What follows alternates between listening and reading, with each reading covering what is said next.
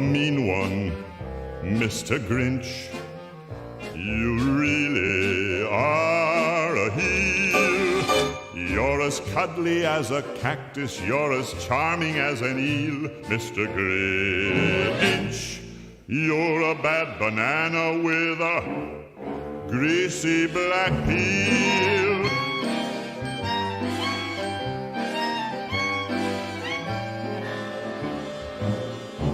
You're a monster, Mr. Grinch. Your heart's an empty hole. Your brain is full of spiders. You've got garlic in your soul, Mr. Grinch. I wouldn't touch you with a 39.5-foot pole. You're a vile one, Mr. Grinch. You have termites in your smile. You have all the tender sweetness of a seasick crocodile, Mr. Grinch. You're a mean one. You really are a heel. You're as cuddly as a cactus. You're as charming as an eel, Mr. Grinch. You're a bad banana. The greasy black peel. You're a vile one. You got termites in your smile. You have all the bitter sweetness of a seasoned crocodile. Mr. Grinch, you're a foul one. Friends you don't have. I wouldn't touch you with a 39.5-foot pole. You're a monster. Your heart's an empty hole.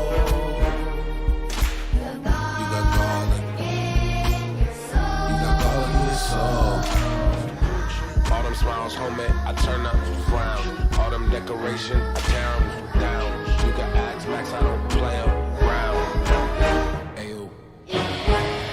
Who is this mean fellow with his skin all green and his teeth all yellow?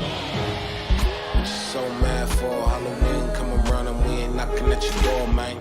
Mr. Grinch, you're a bad banana. You spoil everybody with your bad. You spoil everybody.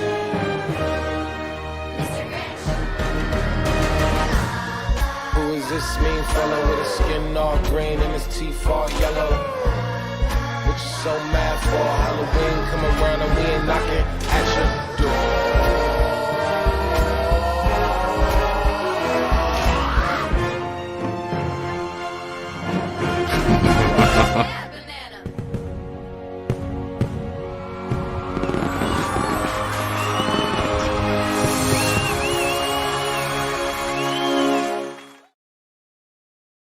Good morning. That video clip cracks me up at the end where you got the grandma stuffing her face with potato chips. And she doesn't even she just holds it like this. She smiles for the camera. Anyway. So welcome to Grinch Central. Yeah, I kind of love the Grinch.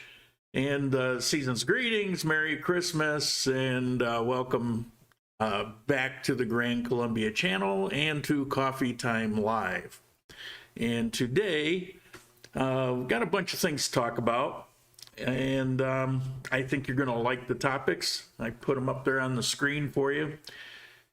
Okay, first of all, I think I fixed the microphone since I can't hear this until after it's all over. I would appreciate some comments. I suspect on some tests that I ran that it might be a little mid-range heavy and lacking on some of the bass end, and I thought there might even be a little hiss in there. But if somebody could either post it right here in the comments or send me a message or something, if you can give me kind of an evaluation of this microphone, I would appreciate it. I don't think I've got any echoes going, so I think we're good to go. I also want to thank Mr. Helsinki Juka for not one but two contributions this morning before this even got started. I thank you very much. I know you're from the land of Santa Claus, or, well, friendly neighbors. I really appreciate it. What else have I got on my list here? Warning about the microphone. Thank you for Juka. Oh, well, it's the last coffee time before Christmas. So it's not much of a Christmas special, but I thought I would acknowledge it. Because the truth is, I don't really pay attention to holidays very much. You know, you kind of get going in your life, but it's tough here in Colombia to ignore Christmas. You're kind of inundated from October on.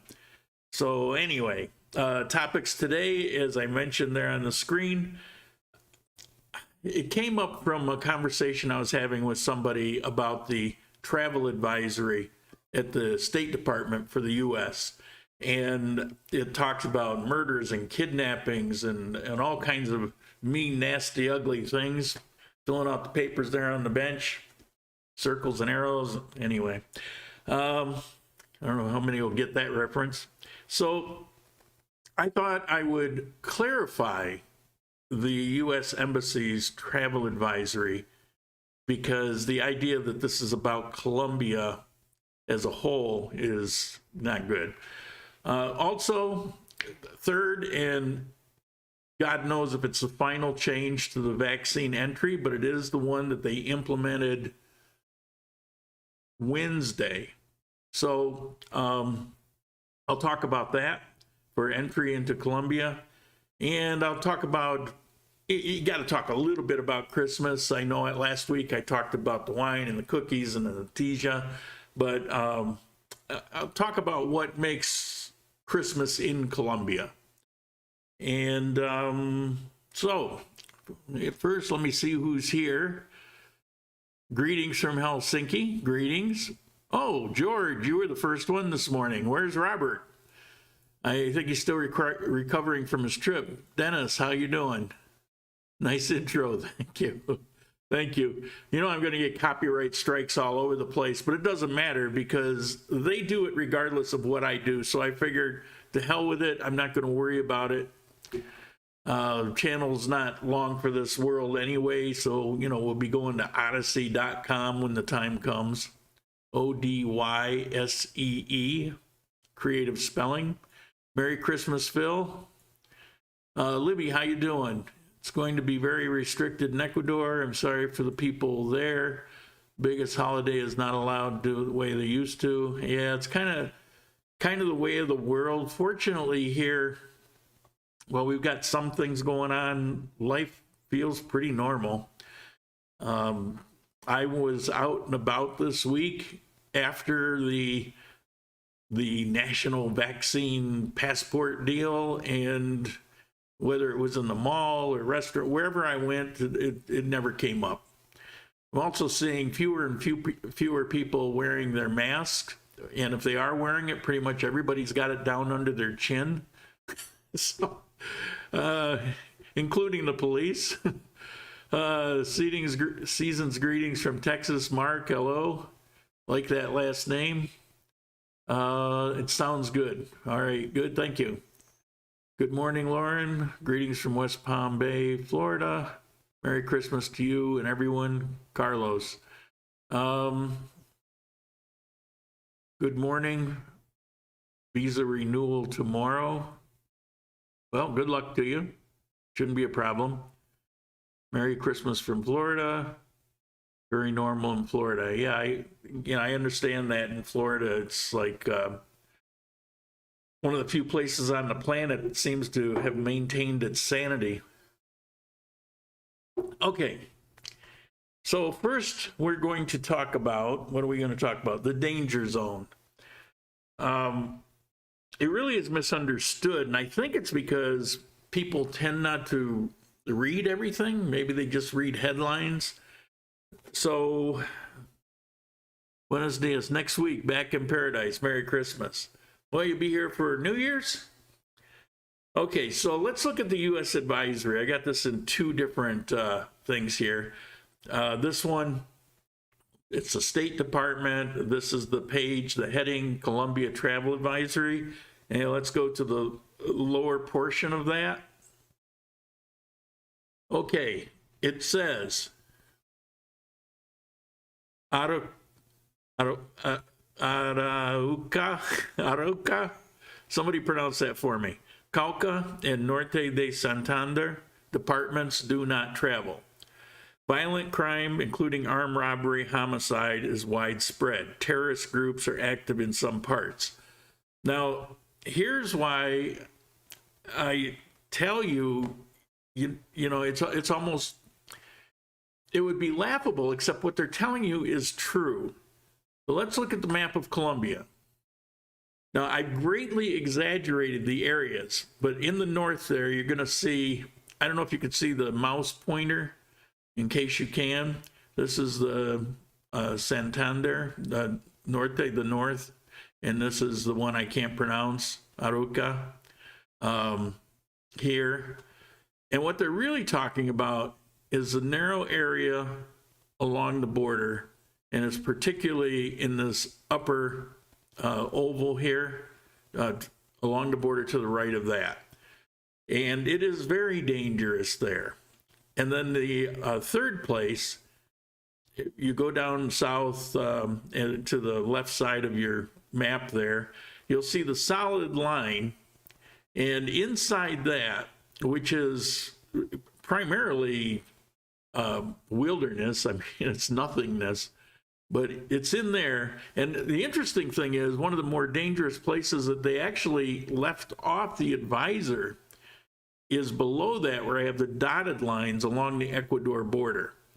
Not over to Pasto or Ipiales, but probably about halfway over from the coast. And those areas are very dangerous. On the other hand, nobody really goes to those areas, which is why they're there. The Venezuelan one is kind of an exception because they've actually infiltrated some towns there, but it's because it's on the Venezuela border, and you know, it's all kind of crazy, and the criminals from Venezuela get together with the criminals in Colombia, and they form these, you know, little miniature armies, and, you know, they wreak havoc. So that's where this advisory is talking about. All the rest of Colombia, you know, they don't pop their ugly heads up out to see, you know, the light of day. They kind of hide in those areas. Now, just as a comparison, I put up a map of the United States, and we can put circles all over it, but the circles in blue, we got Portland. I couldn't get up to Seattle, but Portland applies, and you got San Francisco and areas around it. You got Los Angeles. What else we have here? What the hell is that? Oh, Albuquerque. Yeah, it's become a real problem area. Atlanta and Baltimore and Chicago and St. Louis. We could put circles all over the map about particular areas that are dangerous and you don't want to go to. But if you're going to compare it to Colombia, you see those red areas?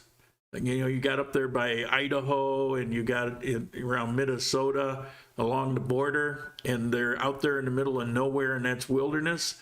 That would be a comparison to what you have here in Colombia. So tell me, if you're going to go to visit the United States and you're going to Disney World or you name it, do those places really affect you unless you're going to go there? And when you go there, there's really nothing there, but I mean, beautiful wilderness, but there's nothing really there. So that's, you know, hopefully that puts the travel advisory into context, because I get people that are freaked out all the time, you know, talking about how the U.S. government is advising against coming to Colombia.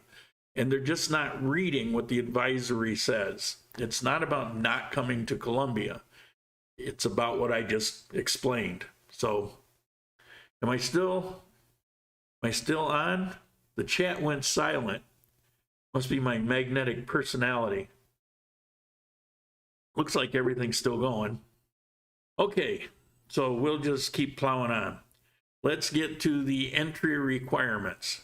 Now, I'm going to post up the page. It's kind of small for you to read, but you can always pause it and blow it up on your phone or wherever you read this. If it's on your TV, you can actually read it. But here's the information on it.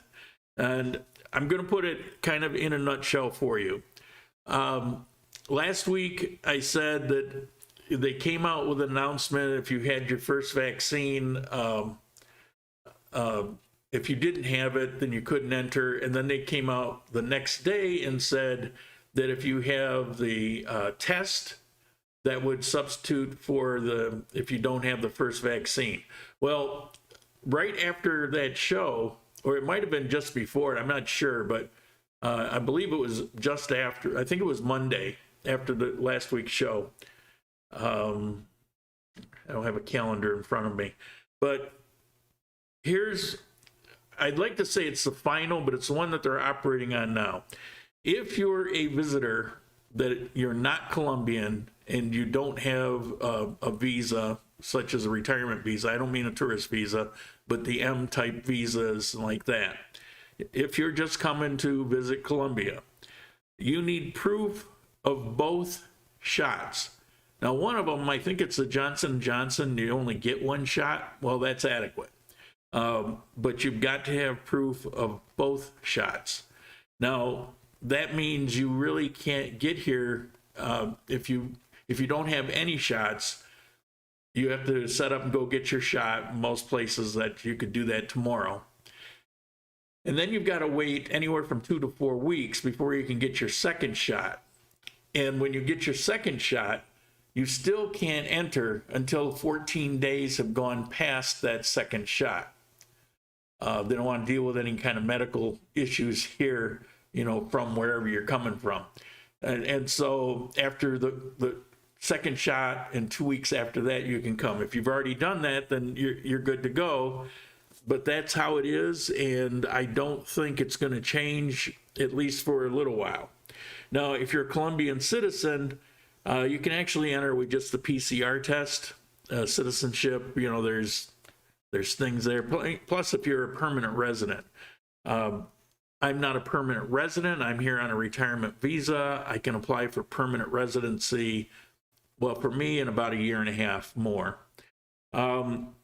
Now, for visa holders, people like me that have an M-type visa or anything other than the visitation visa, you can actually enter with your first shot and the PCR test.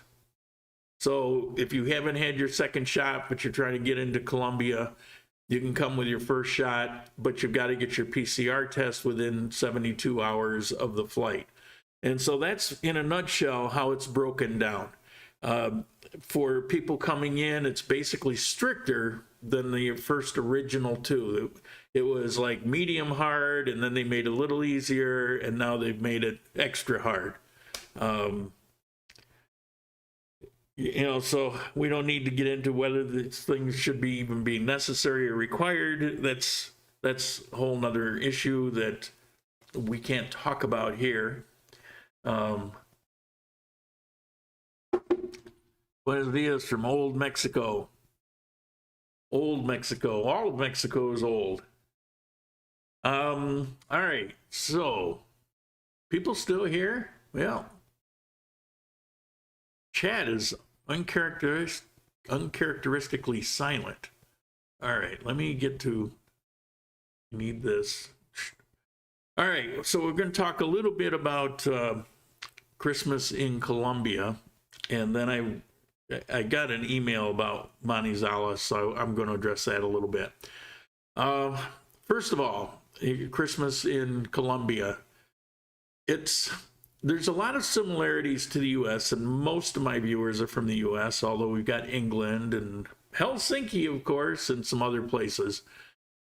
But there's a fair amount of similar things to the U.S., but I would say Christmas is more spiritual here. But Christmas, first of all, comes in October. Now, I know in the U.S. it comes very early here, but here, I think it starts maybe even earlier here. They really pour it on. Christmas trees go up, if they're holding off, it might be the 1st of December. I mean, when I grew up, we did a Christmas tree. We went out and cut it and put it up on Christmas Eve. but it comes very early. You go through the malls, the decorations there, the cities decorate, and just kind of, it's in your face Christmas. And by Christmas, I don't necessarily mean the Santa Claus thing, but it's just the lights. Another big thing that you don't see in the U.S. really, unless you're Catholic, is this praying the novena. This happens all through December, and it's with friends and family. There's prayers going on everywhere. Another thing that I kind of touched on is Christmas lights. Now, I know in the U.S., people kind of go crazy with the Christmas lights. Now, where I lived in upstate New York, people went actually more crazy for Halloween. Halloween is like the holiday where I'm from. But Christmas is like, it gives Halloween a run for its money. And you'll go to some houses where, you know, they're drawing enough electricity for the next year. And, you know, it's pretty common to kind of go through certain neighborhoods during Christmas in your car just because it's kind of spectacular, interesting like that. Well, it's how it is here. Now, I do want to mention Ecuador. In Ecuador, Cuenca is pretty spectacular, well lit, and I love Christmas in Cuenca, Ecuador.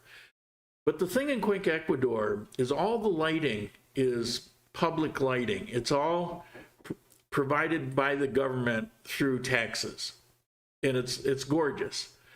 Here in Colombia, it's probably more like the United States, where it's companies and people. So people, like where I'm living, almost every house except mine, because I'm a Scrooge, I'm a mean one,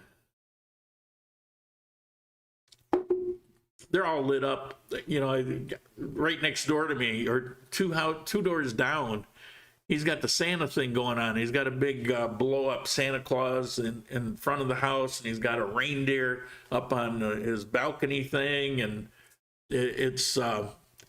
but it's crazy well lit here, and everybody's into it. It really is a communal thing, because in the U.S. you have all these people that are kind of separated. Even if they live in the same neighborhood, you know, everybody knows everybody. I mean, you might know your neighbor and maybe a couple more people, but you generally don't know everybody on the street. Here, it's not like that. Here, everybody knows everybody. And they all kind of get together and do this light thing and help each other out. Christmas lights everywhere. Another big thing on Christmas Eve is the Christmas dinner. Now, in the U.S., you get some of that. A lot of countries, this is a common thing. But having a Christmas feast, and particularly with Colombia, I mean, empanadas and buñuelos are given. It's kind of like buñuelos roasting on an open fire, you know. It's, you know, of course, that nasty natija, to me, well, it's not really nasty. It's just kind of like, kind of rubbery and tasteless to me. But, I mean, it's a huge thing. You know, people grow up on it and they love it. But Christmas dinner is a big thing. And, of course, with friends and family, everybody's family here anyway. Another thing you see all over the place are nativity scenes. Oh my God, they can be really, really elaborate, crazy elaborate. I already mentioned natija, buñuelos. That's, you know, it's just a food of the holiday. And last thing I'll mention about Christmas is there's an acknowledgement of the Santa Claus culture and all that, but it's kind of like just tongue-in-cheek and fun kind of thing. They believe, or they tell their kids, that presents are brought, but they're brought by Niño Dios, baby Jesus. So it's baby Jesus that comes down the chimney and leaves the presents, and not Santa Claus. And, you know, so there's a lot of similarities, but fair amount of differences. So you get here and you feel a little schizophrenic because it feels kind of like home, but on a different planet. so there's that. But the Christmas music, oh my God, in the malls, the Christmas music is pretty much the same. All right, what do we got here? Humbug. Thank you, George. You said you will be eligible for permanent residency. I think you'll be eligible for citizenship also as a reason not to obtain citizenship. It's not that there's not a reason to do it or not do it. For many people, it doesn't really matter. It doesn't make a difference. So why go through the extra steps? Now, for some people, it will make a difference. I really haven't thought about it. I can't get it at the same time as permanent residency. It might even be 5 years after. I'm not sure, because it doesn't matter to me. My goal is a permanent residency, so I just never have to do visas again. I had to do the first one, I had to do the second one, and then I'm getting the permanent residency. I'm done with that. Permanent means permanent here. In Ecuador, it means kind of like 5 years unless you follow a whole list of rules, and then you can keep going. But here, in permanent residency is the thing to shoot for, I think.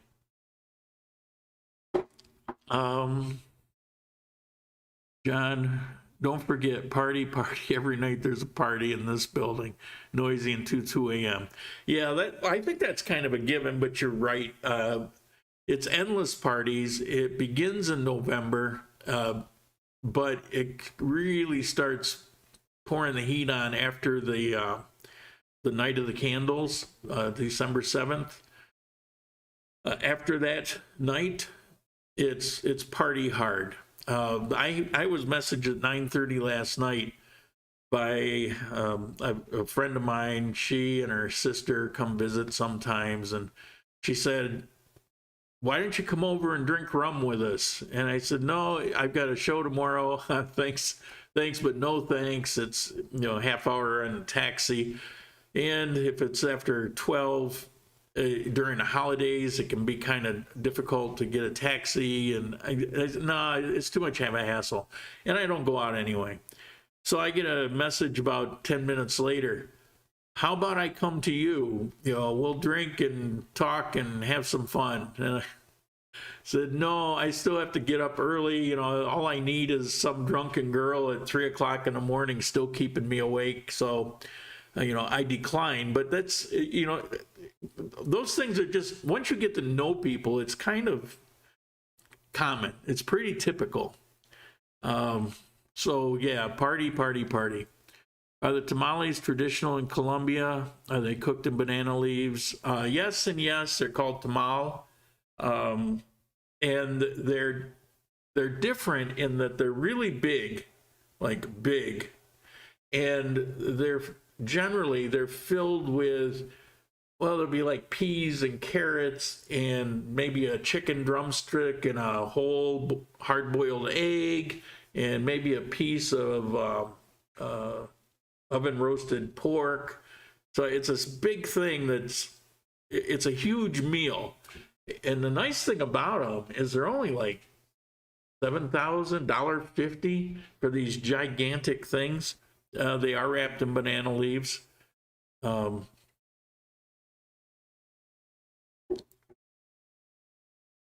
You should never decline a drunk girl. Yeah, I hear you. But no, I don't care. I love to drink. I love the taste and flavor, but I haven't been drunk in so long I can't remember. I hope to never be drunk again. And it was last year, this same girl came to my place and she said, "I want to drink some rum," And she came in and just started no mixer, no ice, just started glass after glass of rum, staggering around my house, getting into everything. You're raising Cain, And just so you know, she kind of wanted to get a little romantic, but then she runs to the bathroom to puke, and it's like, honestly, I don't need that kind of thing. It's like, I want to be ready for this, and I didn't want to deal with that. I reminded her, I said, remember what a disaster you were last? No, I only have a couple. I know her. It doesn't stop at a couple. But, yeah, I hear you. But, we have choices to make. And I know where that choice would have led. And I'm here this morning, and I would not have been. Sound like a fun time. Yeah, well, I did tell her, anytime this week, but just not last night. And fine, good night. Okay. I got an email about Manizales, and it was somebody who was planning to move here to Colombia and is going to be coming here and checking things out. And he gave me a description, which I won't share here, but he gave me a description about him, what he's looking for. And I think he would be very well suited for Manizales. And so I told him that. And he said, well, the big problem with Manizales is it's too cold. He says, I visited there before, and it's too cold. And first of all, Manizales has never been too cold. I mean, it's all-time record low, didn't even hit freezing. It's at night, it can get down in the 50s. And in the day, you can have days where it can get, around the mid 60s. But here's the way it works out. Somebody told me once, well, Manizales is 10 degrees colder than Armenia. It's not true. Remember, I lived in both. I've been to Manizales a million times. I've got several friends that live there, and we used to, and we got tired of doing it. I would check, what's your temperature today? Right now, and I'd check mine. And it is a little bit cooler, but it's a little bit cooler, typically about 3 or 4 degrees.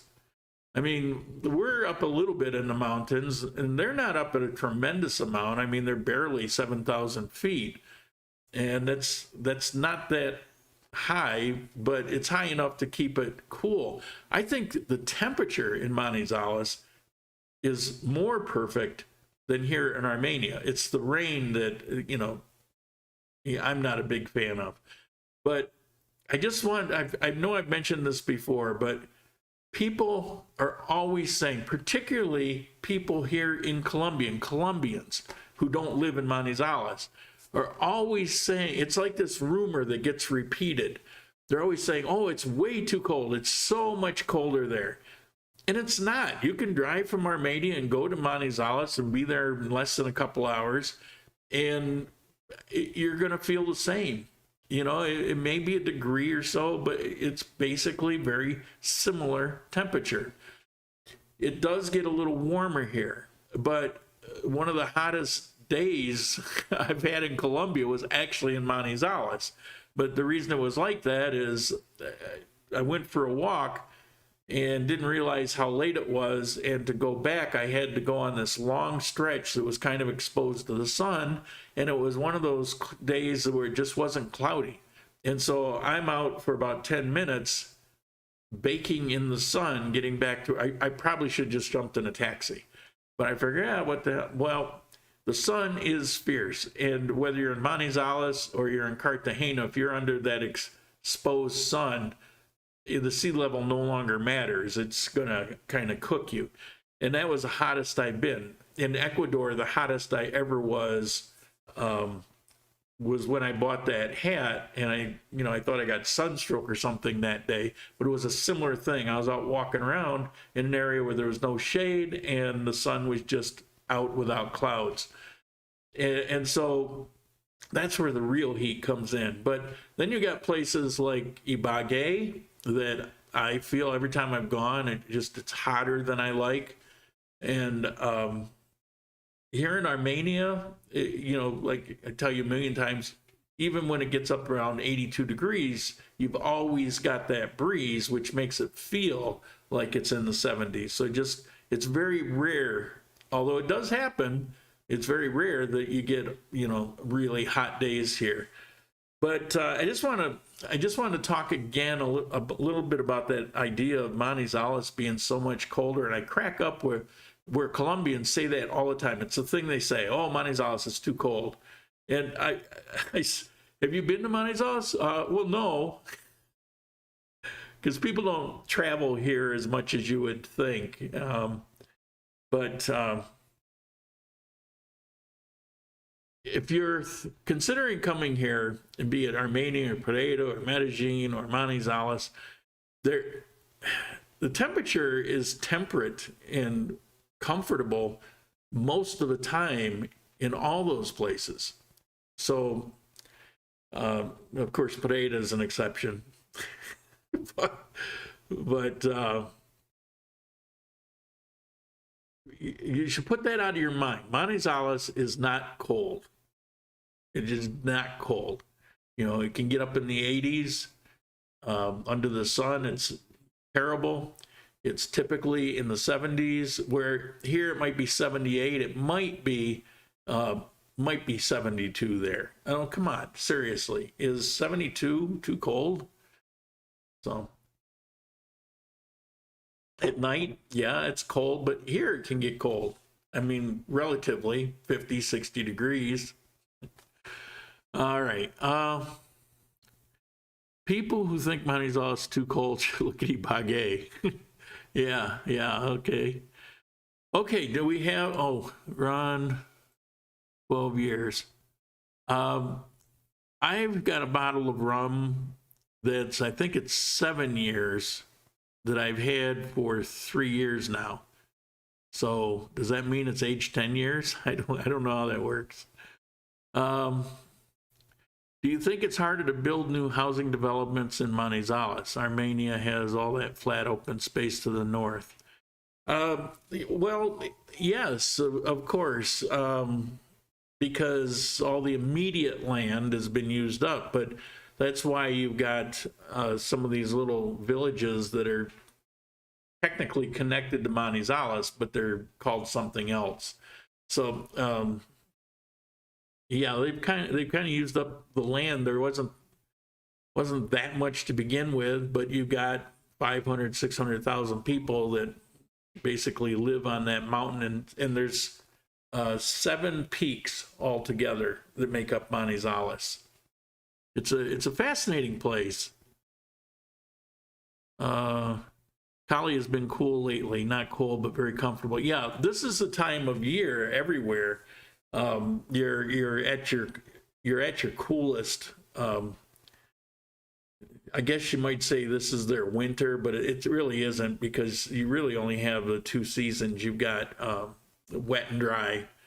We're still in the wet, but in January, February, it'll be much drier. We've been getting a fair amount of rain the last 3-4 weeks. The rainy season here tends to be hardest hitting in October, but I think this year it's maybe in December.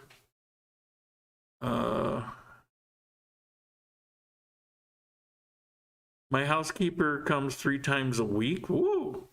How much of a Christmas bonus is good? They collected 50,000 pesos for the building staff. I think 50,000 would be pretty generous. You're in Pereira, I believe. But 3 times a week, why so often? I mean, is she cute? I mean, probably I'm joking, but man, this was, I was asked, do you have a housekeeper? Not really. I do the daily stuff, you know. I'll let dishes pile up, and every couple days I'll do the dishes and take out the trash, and if I drop something, I sweep the floor. So when you come in the house, it's somewhat orderly. It's not really gross, but you know, it's not as clean as it could be. But every probably 4 or 5 weeks, one of the people I know that will also clean, I'll ask them to come and, you know, give it a real once over. you know, and they move the furniture and they sweep and they mop and, you know, terrorize me with bleach. And actually I banned it, so now they have to use other things. And so that's the extent of, because I can't afford the luxury of having 3 times a week or even once a week.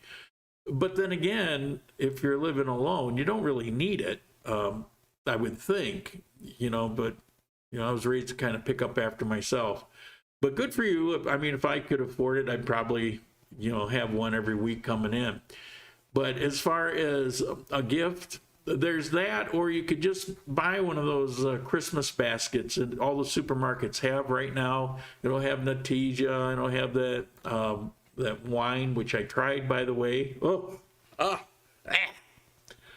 After the first glass, it became drinkable, but it was the weirdest taste. Didn't taste like apple at all. But Bill, thank you. Appreciate it.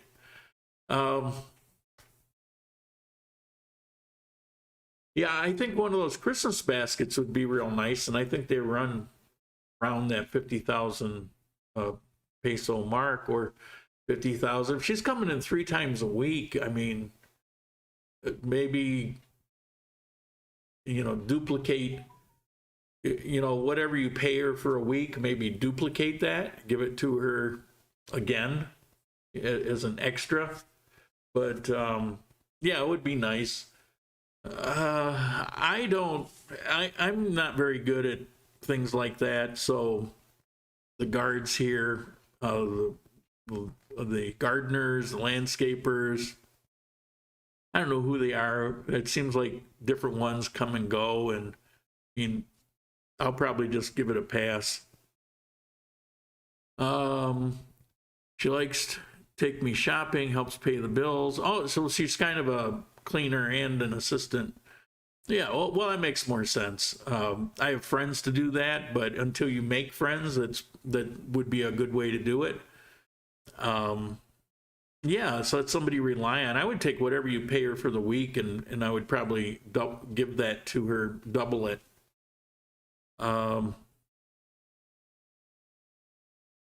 Phil just tipped. Yeah, I got that, Phil. And Chris, holy moly. I don't know if that I didn't see that go up. $50. Thank you. Great content, great channel. I really appreciate that. And Mr. Anonymous, yet again. Now, Mr. Anonymous seems to be like 3 different people, depending on the week. But thank you. I really appreciate it. And don't forget, of course, Mr. Helsinki, who last week, the week before, probably about 4 weeks now, he's been sending a contribution before I even begin. So thank you all. As a matter of fact, this microphone, the reason I'm working, I was able to send, I actually got the last piece I needed yesterday. I was kind of sweating it. The new preamp, or the Phantom Power, and the little USB sound card came as those actually shorted out, by the way. And it came as a direct result of the contributions that you made. I mean, they go generally for good use, and if I don't have anything that I desperately need, then it goes into a trip. Which, by the way, I have 2 videos, or will it be 3? I did the apartment in the South. I think you're going to find that very interesting. I'll have that out in a couple days. I interviewed the man who has the apartment in the South.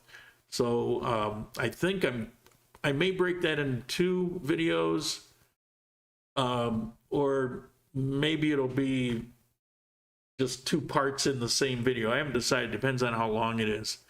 What's the other one? There's another video. What the heck?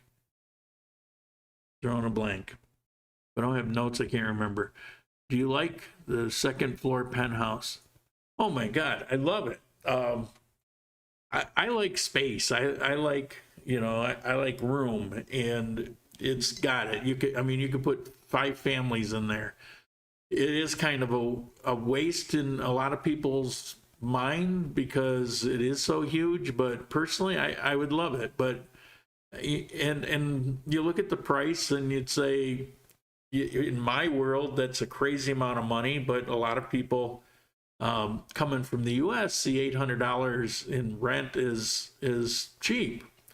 You know, once you get living here, things change. You know, you start living in this economy with a limited income, and you know it changes. But yeah, I would love it. The one in the south, actually, the complex he's living in is very nice. It's got a lot of amenities, swimming pools and basketball courts, and its own little sitting park area. It's very nice. It's got the gated guards, but it's the smaller rooms. It was like in Provenza. Now, if you're a single guy, I think it would suit very well, like it's suiting him. I really need a little elbow room, or I get a little claustrophobic. So for me, it would be a little tight, but only marginally. I mean, it's like right on the line. His place is actually, it's very nice, even though it's in the south. It's very nice. Chad, damn, thank you, Chad. I appreciate it. When are you coming back? You're kind of overdue, aren't you? I thought you were already supposed to be here. Water. I actually ran out of coffee. What do I do here?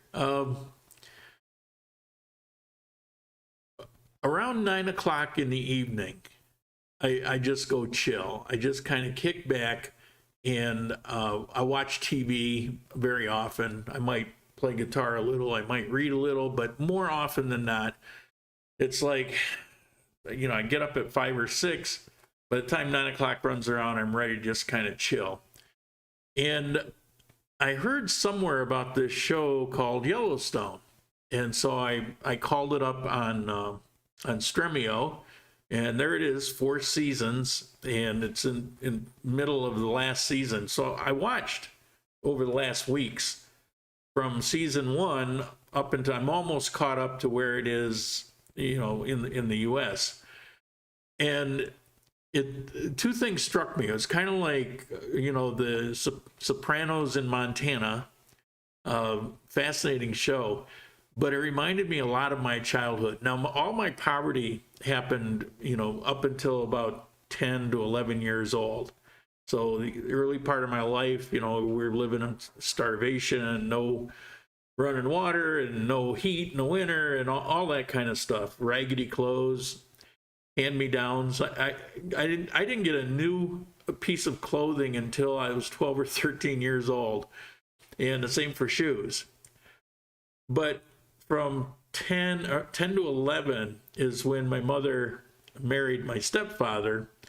And when I first saw him, he gets out of this little Alpine convertible sports car with his cowboy hat, and he's got a .45 in his shoulder holster, and he looks like Robert Mitchum, and he's about 6'2", and he comes John Wayne walking up to the house, and it was like, this guy's larger than life. And his family, his father, Mel Wheaton, and Mel Wheaton's wife, Dee, they owned a ranch, a horse ranch, which I got enlisted into, and that's how I got into horse riding. Although I never fell in love with it, but it was tempered by all the poop I had to shovel when I was a kid. And so watching this Yellowstone thing, there's so many similarities to it. Like my stepfather, he rodeoed. He ran moonshine. He drove a Hudson stock car. I'm dating myself, but he was a stock car racer at night from midnight until in the morning. He worked in an ice house, moving these great big ice blocks off the train, because that's how cooling used to take place. And, he had a collection of about 200 different guns. And I grew up, shooting guns and riding horses. I never wore the cowboy hat because I don't like hats. I just wear it for you guys. This is outside of in the Marine Corps, and they're called a cover in the Marine Corps. The only hats I've ever really worn are for this channel.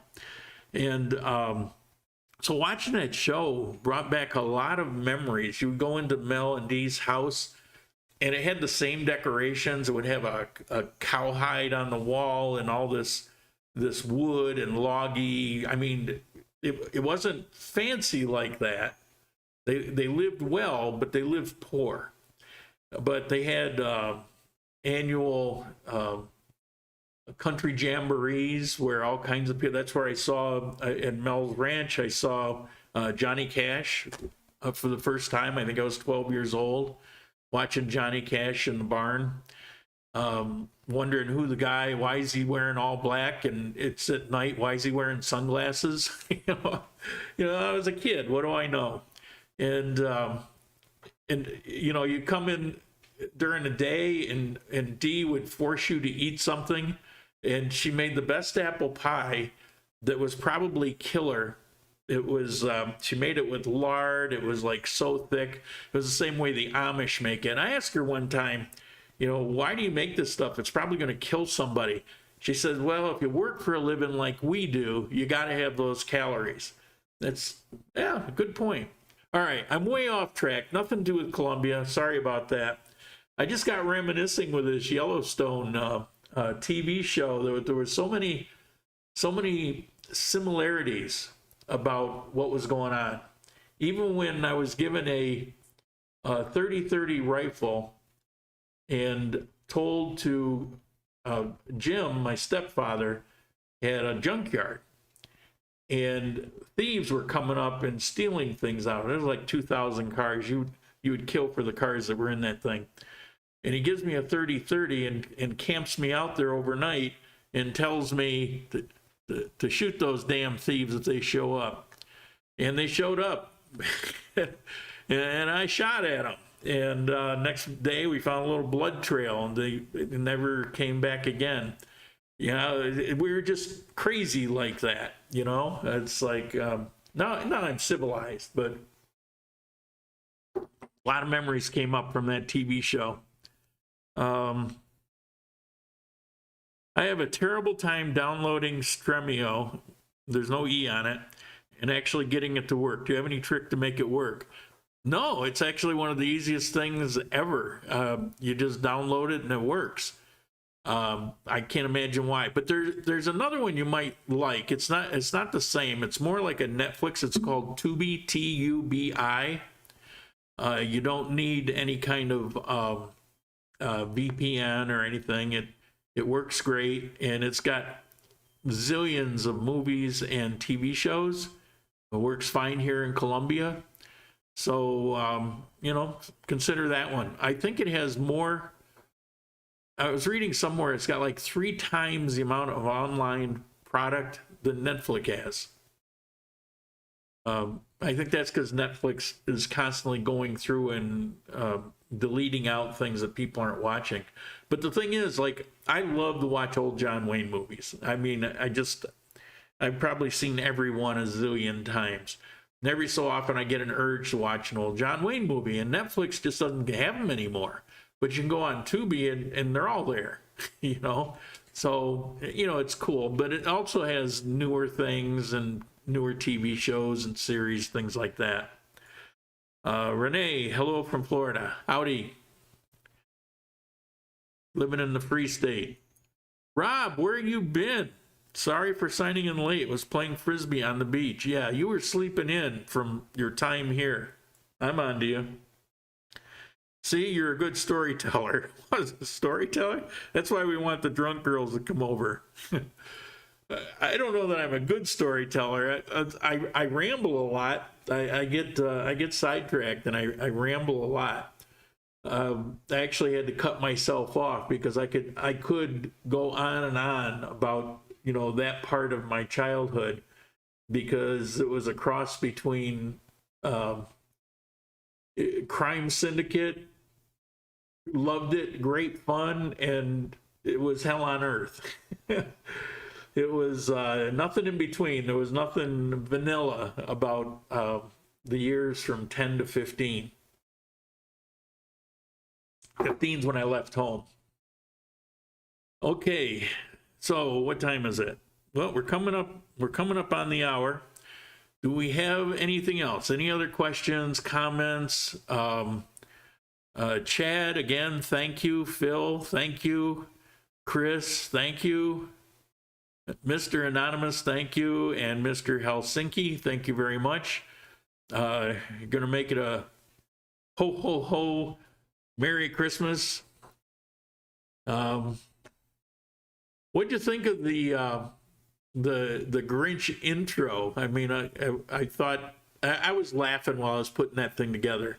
And in case somebody's asking, didn't I see that video before? Isn't that in Armenia? Didn't you already do that? Yes. I've already done the Christmas light thing 3 Christmases. I just didn't see, it didn't make sense because it's all very similar. The only difference is you'd see masks and that you saw no mask.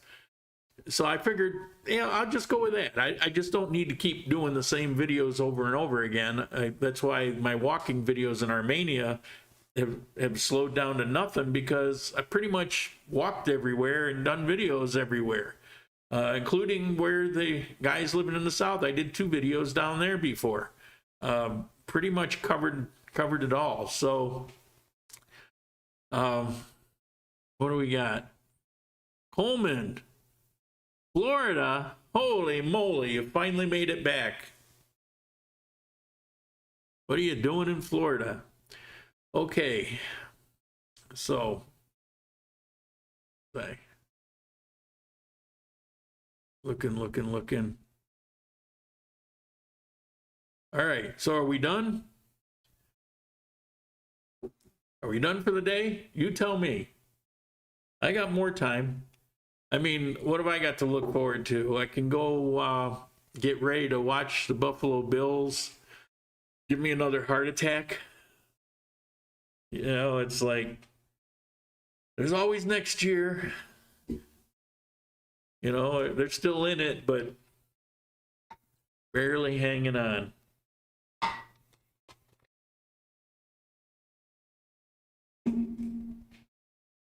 Cheers. Oh, no rum. Agua.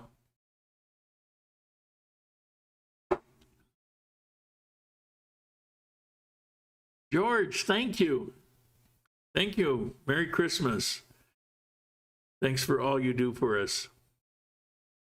Well, it's kind of my life these days, right?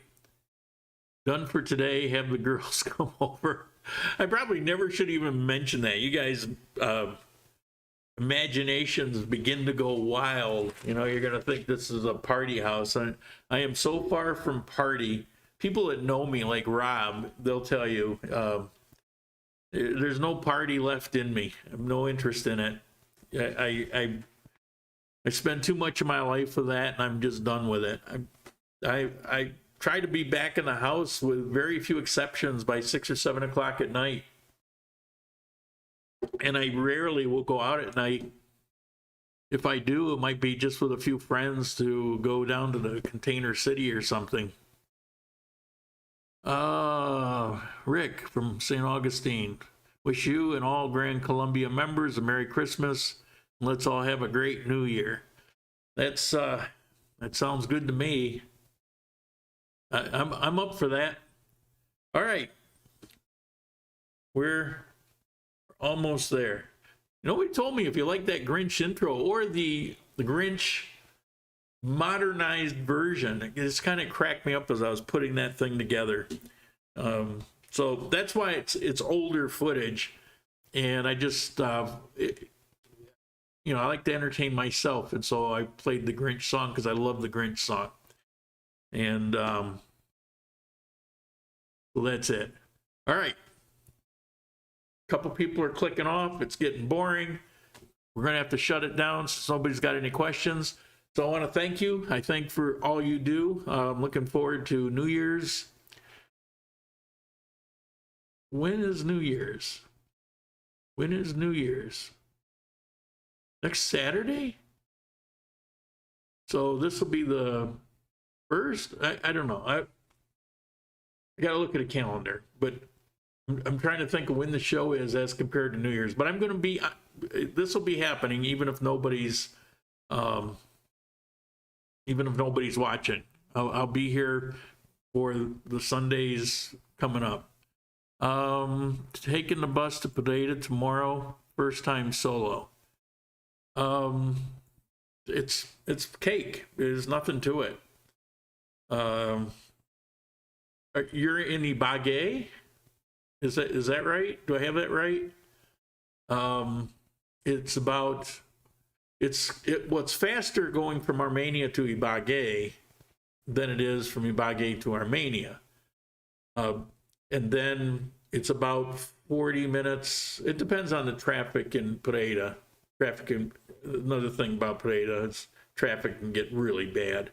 So you got about 4 to 5 hours from Ibagué to Armenia. Then you got about 45 minutes to Pineda.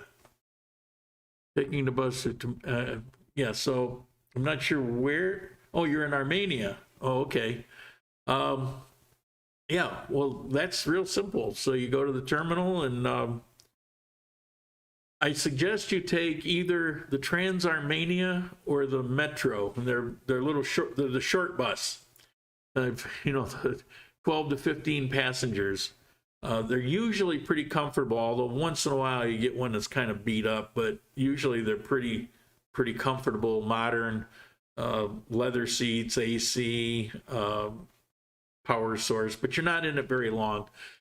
Word to the wise on those buses, make sure that you're sitting from the middle forward. And if you pay an extra 1,000 pesos or so, you can sit up in the front seat by the driver. But you have to ask for it, and it's not always available. If I want to do a video out the windshield, then I'll pay them a little extra to get a seat there.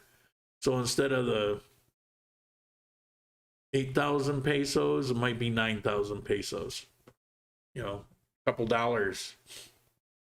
So, yeah, it won't be any problem. It's a piece of cake, but definitely go with one of those two.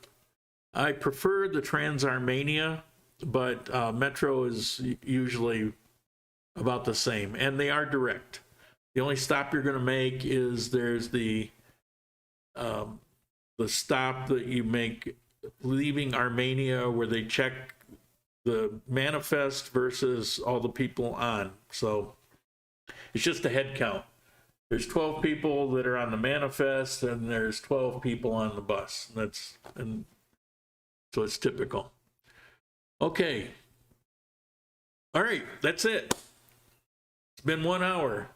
Thank you guys. Merry Christmas, and I'll see you after Christmas. Ciao.